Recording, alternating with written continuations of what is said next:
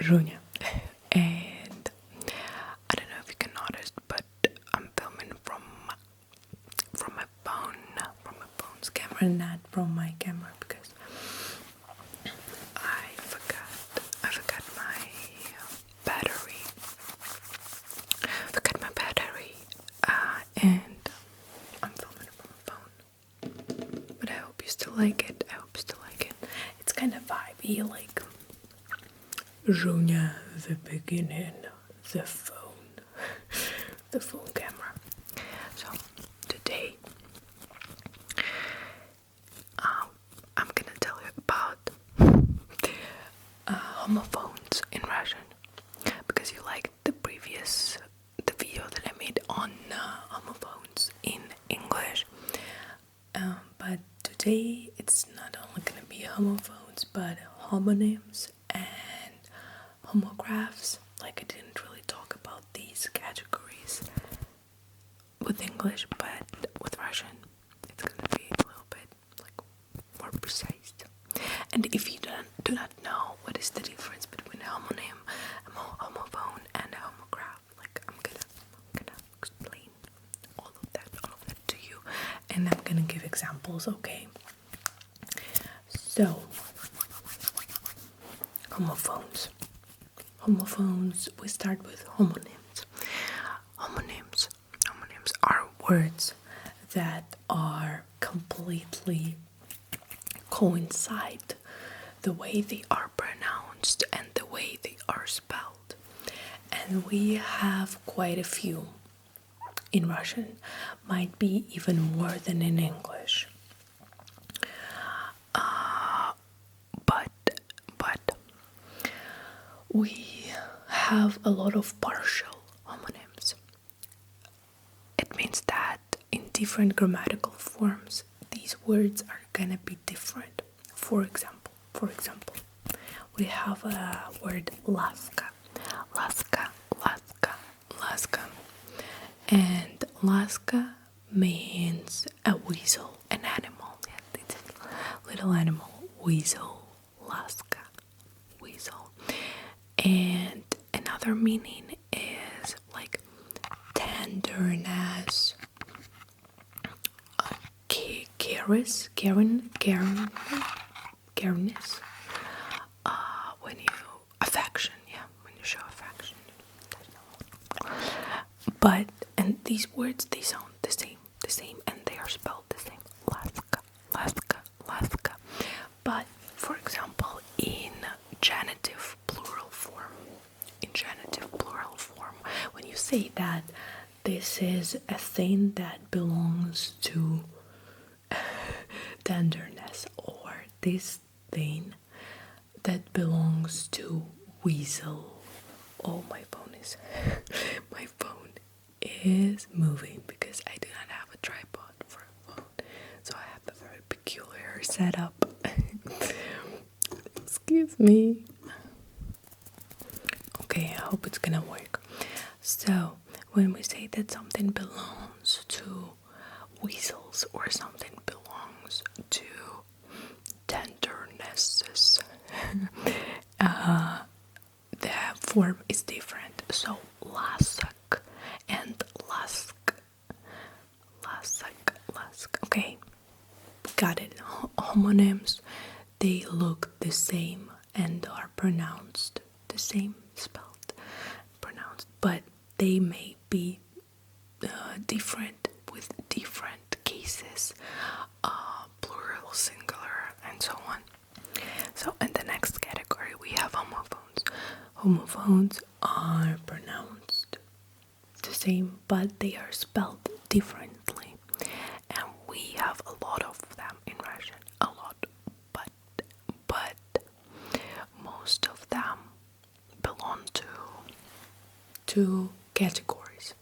The first category is the different voiced, unvoiced consonant. Let me explain. We have consonants that are paired with other consonants, and there are different ways of pronouncing them. If use our voice, we say g, g. If we do not use the voice, we say g, g, g, g, g, g. If I'm gonna whisper, it's gonna sound the same. G, g, g, g. Basically, with g, you have a little bit more explosion. G, k, g, k, g, k, g, k, d, d, d, d. Okay, d, d, d, d, z, z, z, z, z, z, z, z. Okay, and so on. For example, kot, kot. That's a cat. Okay, kot, kot, a cat. Kot, kot, or kot, kot, which is code, code, and code is a code. Like, give me your PIN code. In Russian, that would be PIN code. PIN code. We do not say d, d, d. We say d, code, code. Even though that's code and code, d, d. Okay. Another example, parog, parog, which is pronounced parok, parok. And the other one is parok. It's also pronounced parok, parok, parok. Parog, parog is a threshold. And parok is vice, like a sin. Parok, parok. And the other very common rule is the reduction of vowels that are not stressed. Remember, if Russian letter O is not stressed, it's pronounced as A. And because it's pronounced as A, there are a lot of words that sound the same. Okay, so I have a list, yeah, there are a lot of them. For example, вести and вести. Везти, вести, вести, вести, вести, вести. Z, s, z, s. Both of them are pronounced with s. Вести, вести. Везти is to carry, to transport, and вести is to lead someone. Я повезу, like I will carry, I will transport. And я поведу, as you can, like I will lead. As you understand, these sound the same only in their imperative form. So like to lead, to transport. But when you use it, for example, in future tense, then they sound different. Okay, they sound different. Next, grip, grip, and grip, grip, grip, grip. You know, the thing with reduction of voiced consonants was a very big thing for me, and I think I still make mistakes like that in English. I mean, this is my accent.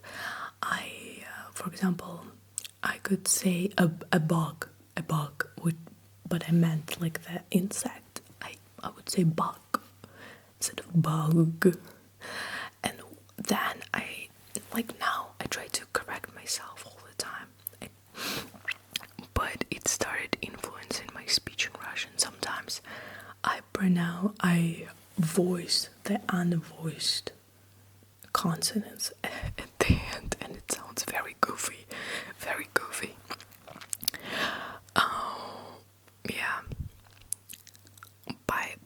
Bilingual people are messed up. So next, I didn't tell you the translation. Grip and grip. The grib is a mushroom, and grip is a sickness like a flu. Next, компания and компания. The first one is компания, and the second one is компания. But because in the second word compagnia. We say campagna. That's why O is pronounced as A, okay? And the first one, campagna, is a campaign. For example, election campaign, you say, yeah, when there is a president that wants to get elected, they run a campaign, okay? Campagna. And the other one is company, like a group of people that work for the same enterprise, okay? Next, I already said code, then look, and look, with g is a meadow, and look with g. It has two meanings. It is a homonym, okay? And look can either mean onion or a bow. Yeah, I almost forgot. Oh my god, bow. Like shoot, bow with an arrow. Onion and bow. Next one, отварить and отварить. The first one is отварить, and the other one is отворить. To boil, to open. Полоскать and полоскать, but both are pronounced as полоскать. And that means to caress. And the полоскать is to rinse, like you rinse something. Посвятить and посвятить. This one is actually not the or rule. It is like you have to think of the root, because the first word посвятить with ya, it stems from the word свят, святой, so like saint, and посвятить is like to dedicate to, okay, to dedicate, or to give someone a title. And посвятить stems from the word свет, which means light. Посвятить, to shine a light, okay, to shine a light. Next, предать is to betray, and предать is to give or to add. Next, предел.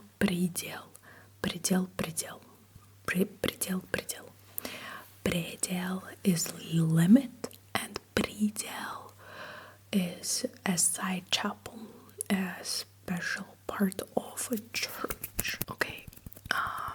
Then we have plot and plot. The first one has d at the end, plod, which means a fetus or a fruit, so something like that's gonna, I guess, okay? Maybe there is a Latin word, a Latin stem root that also like this. There was the same word for a fetus and for a fruit. I do not know. I'm not sure. And the other one is plot, which means a raft, the thing that you use to swim along the river. Plot. Rod and rod. The first one with the rod. Rod means a family or a kin. Family or kin. And then the other one, rod, with rod means a mouth. Rod. Okay. Tush and tush. With here is another case. Here, because we have soft sign after sh, we cannot really hear the soft sign after sh, okay? So this is why these words are pronounced the same but spelled differently. Sh, sh, sh, sh. That doesn't make sense. So tush is fanfare or fanfare. You say fanfare, okay? Tush, tush, tush. And tush with soft sign, tush, tush, is mascara. Tush, mascara. Tush, tush, tush, tush, tush. And then I have omelette, omelette, omelette, omelette. The first one is omelette, omelette, and this one stems from the root mal, so like small. And omelette is to diminish, to make something smaller. Omelette. So you diminish my contribution, my, how do you say заслуги in English? Management заслуги. Diminish my merits. You diminish my merit. You diminish my input, I guess. Yeah. Ты умаляешь мои заслуги. And the other one is умалять, but it is spelled умолять, умолять, умолять, умолять. Means to beg. Okay, then we also have homographs. Homographs are words that are spelled the same but pronounced differently. So it's about distress. And the first example that I have is замок and замок. Замок, замок, замок, замок. Замок means a castle. Замок means a castle. And zamok, zamok means a lock. Lock.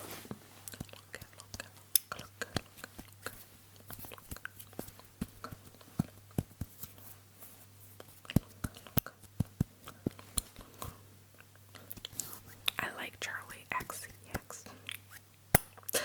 And zamok, zamok, mok, lock. And Bilky and Bilky. Bilky, Bilky. This one, I guess, would be considered to be a partial homograph because this is plural form of these words. So Bilky means squirrels. Bilky, squirrels. And Bilky means whites. It's either your whites of your eyes, okay, Bilky моих глаз, the whites of my eyes, Bilky моих глаз, Bilky, or the egg whites, yeah, Bilky, or Bilky. Also, this one is very, I guess, homonymistic. Bilky also means proteins. So, but if you use it in a singular form, then белка will be a squirrel, and белок will be like a white of your eye or protein, okay? Or the white of an egg. Okay, Russian is weird. Why are you learning it? If you're not learning it and you just watch this video to fall asleep, then you are alright. If not, you're a weirdo. Then we also have homoforms. Homoforms are words that coincide in their spelling or pronunciation or both, only in certain grammatical forms. Only in certain grammatical forms. I believe this is not a very popular thing in English because English doesn't really have a lot of grammatical forms. You do not really conjugate verbs in English. You do not really how would you call it when you change a word according to a case, or I don't even know how to do that. But in Russian it's a big thing. For example, okay, стекло. Стекло means glass. Okay, стекло means glass.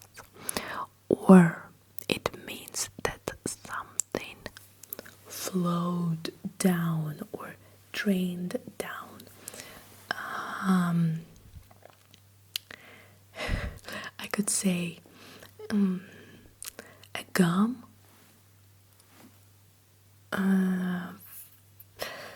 like a gum flowed down the glass. Okay, imagine someone like threw a very sticky liquidy gum here, and then it would like it would flow down. Okay, it would flow down. So in Russian that would be жвачка, жвачка, стекла по стеклу. Like it fell down, okay, along the glass. Стекла по стеклу, стекла по стеклу, стекла по стеклу. So стекло means it neutral, gender, flowed down the glass. It flowed down the glass. Or you could say мой, which means my, for a masculine object.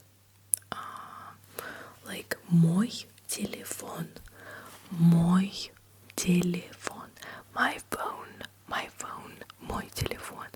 Or you could say мой as an imperative form of the verb to wash.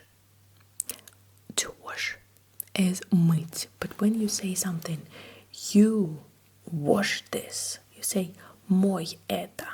And technically you could say мой телефон, like wash my phone. Okay, let's think about another example because you do not wash phones.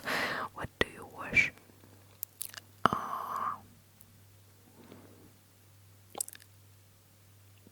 Boots, your shoes. Мой ботинок. You wash my boot. Мой ботинок. You wash my boot. Мой ботинок. Okay.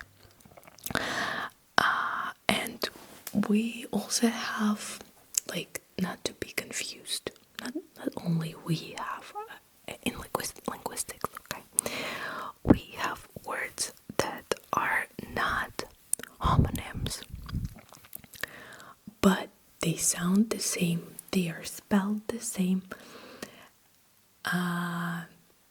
and they mean usually things that are similar, so they belong to the same genus. They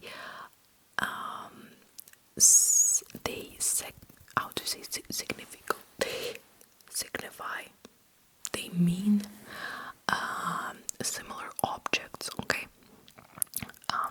For example, in Russian we have a word кисть, and кисть can be used. Кисть руки. Рука is your arm, and like all of it is basically рука. And you say кисть руки. Кисть руки means a hand. Кисть руки. Or you can say кисть, and it means a brush. A brush that you use to paint or to apply makeup. Кисть. Or you could say кисть винограда. Кисть винограда. It's like a cluster of grapes. Yeah, grapes. Yeah. Why? Because кисть means it's like several elements. Several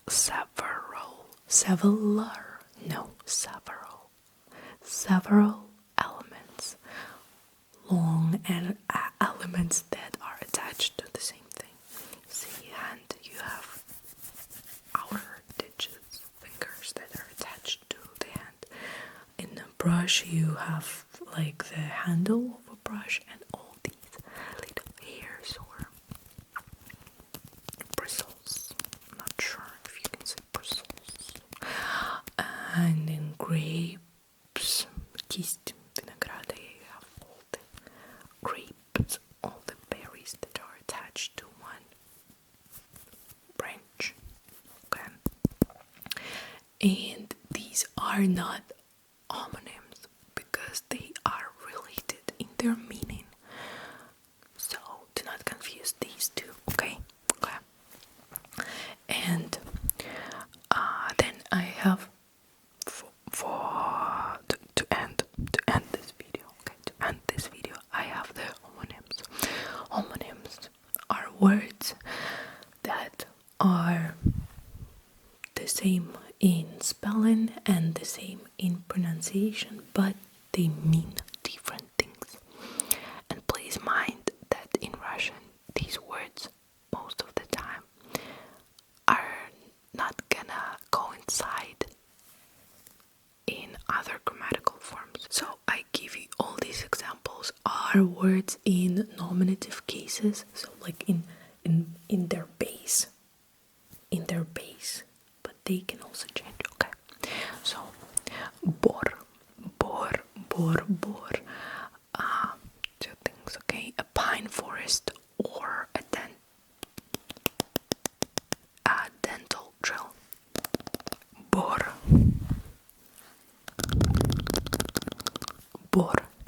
I really like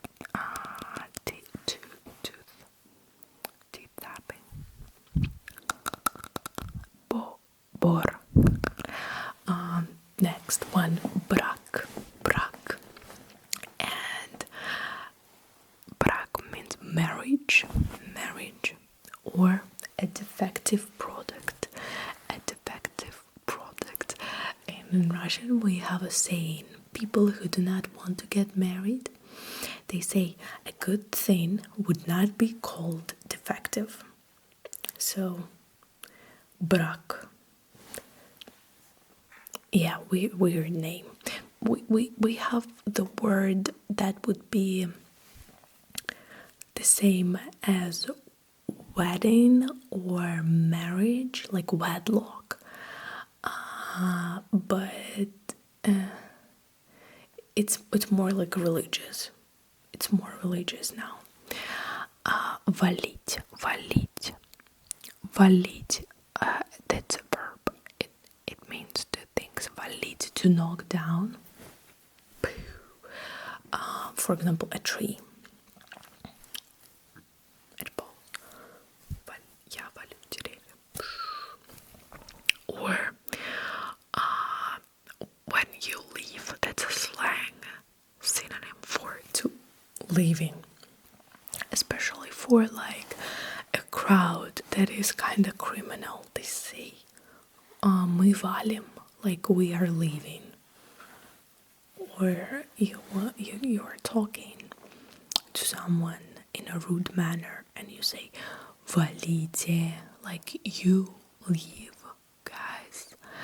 Валите. Next, vignettes. I've never thought about it. So vignettes, the first one is wreath, like a crown that is made of flowers or leaves. And the other one is a resident of Vienna, Venice. Okay, next, granat means a pomegranate or the gemstone, garnet, granat. To be fair, they have like the same color. I'm interested which one was named after which. I guess probably the first they had the fruit and then they had the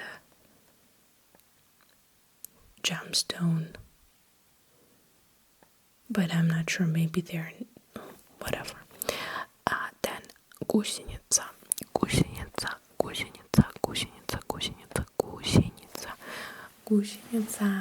is a caterpillar and a tank truck. But here I can see how a tank truck was named a caterpillar because it's like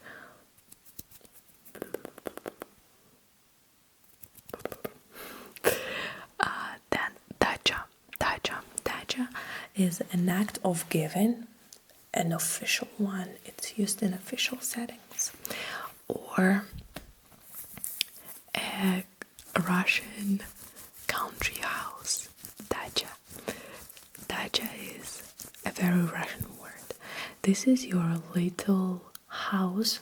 Some Russians don't even have like electricity or water there. It could be like a shed, okay? But some people have very good dachas and a garden, like some land. So most people, they live in apartments, right? But you still want to garden, you want to spend time, looking at nature. So they have dachas, little country houses. Dacha. Next, katok. Two meanings: ice skating rink, ice skating rink, and a road roller. Because both things, like кататься and катать is to roll, and кататься is to roll yourself, which is not really roll like in English roll, but like to slide to. So it makes sense, I guess. Then, by the way, I think I not only have homonyms here, but other types of homo words too. Then ключ. Ключ means a key. Ключ. And a spring, like a source of water. Spring. Then club, social club, basically synonym for the word club in English, and a cloud of smoke or dust. Клубы дыма.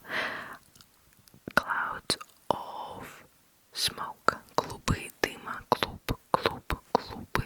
Look how the word club would be different in the plural form.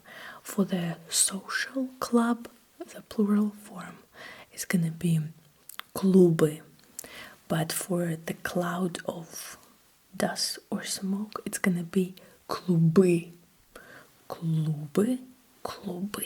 So these words sound the same when they are in their nominative case singular form, but when you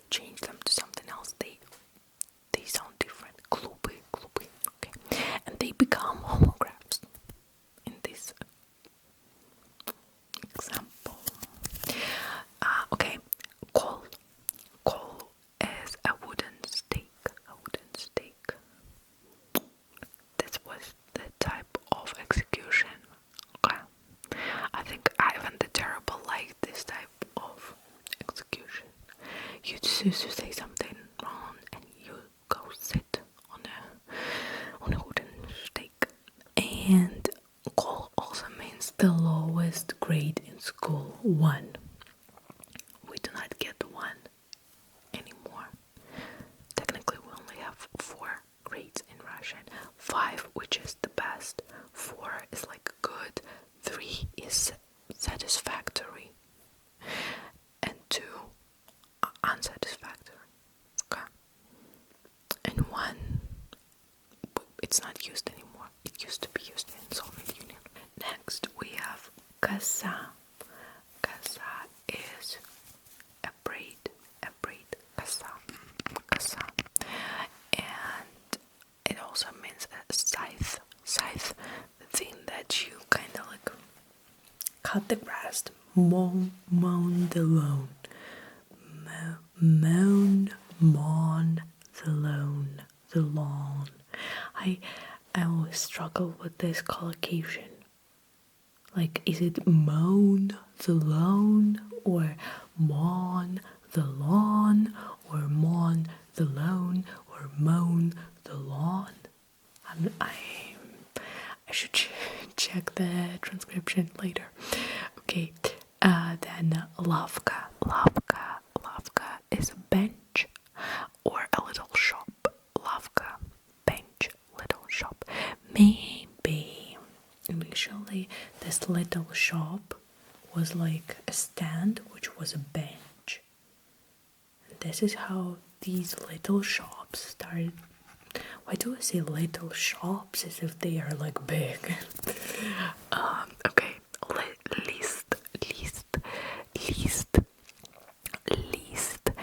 least can mean a leaf on a tree leaf, or a paper sheet, or a metal sheet. Okay. Then mat can mean a checkmate, like shach и mat in Russian. Шахматы, chess. Шахматы, chess is checkmate. Шахматы. So it can mean checkmate, or a gym mat. Or this is also how we call the obscene vocabulary, like you know, in English you say F-U-C-K, or I don't know, you know, all the bad words, the B word, and so on, obscene language. And mat can also be the mat. I think you say mat, M-A-T-T-E, surface. So matte surface. You can have shiny, glossy surface, or you can have a matte surface. Then we have мир. Я хочу, чтобы в мире был мир. Okay. So мир means world, and peace as peaceful. Yeah. World peace. I remember that Melania Trump. What did she say? Happiness, peace on the world. Yeah, world and peace.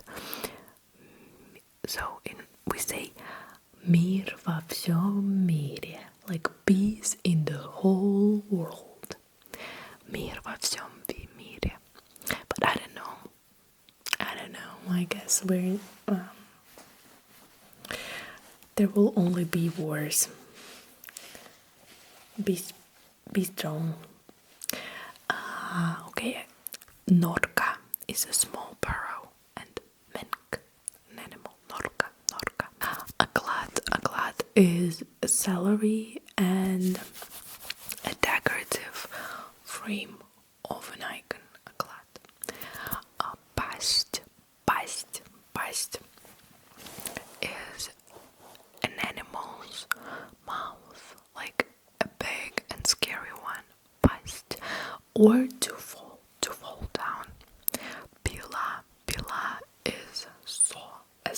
like this instrument that you saw things with, okay? And it coincides with the past form of the verb to drink for a girl or for a feminine noun. Sounds very difficult, but like she drank, okay? Saw and she drank. Pila, pila. For example, я пила воду. I drank water, okay? Because I am a woman, so I say I, feminine past form, drink water. I drank. Я пила воду. Pole, pole. This one is interesting. Pole is floor, but it also means sex, like female or male, a woman or a man, sex. Pole. In Russian, we have jokes like, I go, I have to change pole. I have to change my sex, or I have to change the floor. And people like discuss what kind of floor coverage they pick, and not because they are transgender, but because they want to renovate their house. I hope it makes sense.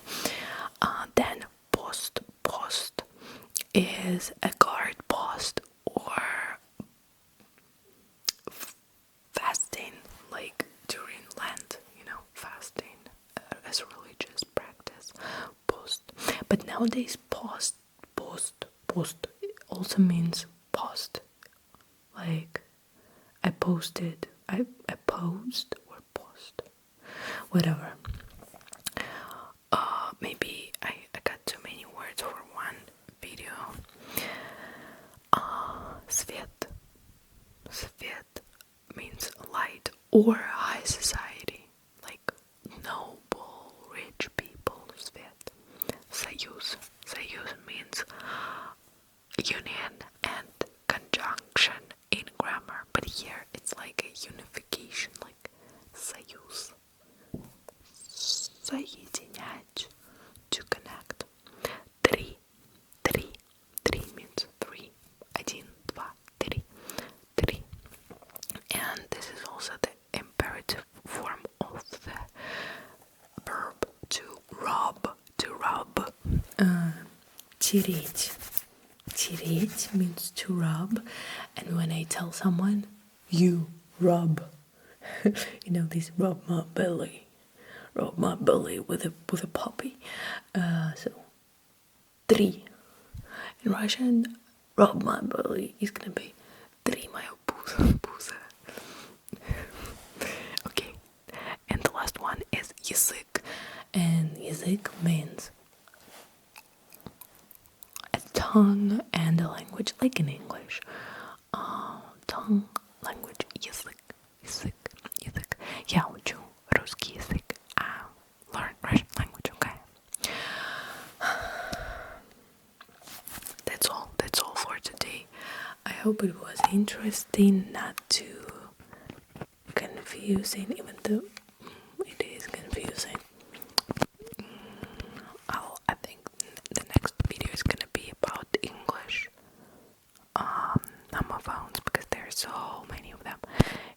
More of the English homophones, maybe English homonyms, and something else, okay? Thank you for watching. Maybe you have ideas for me, like to make videos about some Russian stuff.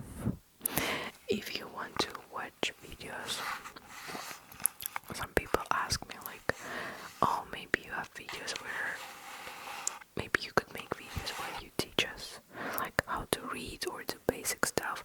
There is a playlist